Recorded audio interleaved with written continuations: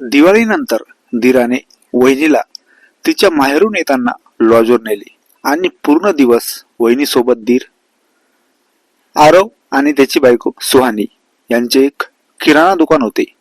दुकानवर दिवसभर सुहानी राहत होती आणि आरव थोडीफार शेतमजुरी करायचा. घरची परिस्थिती थोडी बेताची होती. सुहानी चांगली शिकलेली होती, त्यामुळे आरवने तिला किराणा दुकान सुरू करून दिले आणि ती आता दुकान चालवत होती. घराजवळ आरवचा चुलत भाऊ दीपक राहत होता. त्याच्या घरी चांगले होते आणि तो तासनतास सुहानीजवळ दुकानात जाऊन बसायचा. खरे तर त्याला सुहानी आवडत होती आणि तो तिच्याकडे जाऊन बसायचा. सुहानी पण दीपकला धीर मानायची, कारण तो आरवचा चुलत भाऊ होता.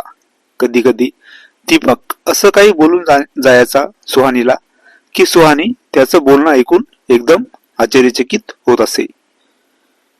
सुहानी जेव्हा दिवाळीमध्ये तिच्या माहेरी जात होती तेव्हा ती दीपककडे एका वेगळ्या नजरेने बघत होती आणि दीपक जेव्हा तिला म्हणाला, वहिनी लवकर या माहेरून, तेव्हा पण ती हसत म्हणाली, हो येईल लवकरच. दिवाळीनंतर सुहानीला घ्यायला दीपक गेला आणि त्याने येताना गाडी लॉजवर नेली आणि दिवसभर सुहानी आणि दीपक तिथेच लॉजवर. पूर्ण कथा ऐकण्यासाठी खालील लिंकवर क्लिक करा आणि पूर्ण कथा ऐका. मित्रांनो, आमच्या चॅनलला पण सबस्क्राईब करा. धन्यवाद.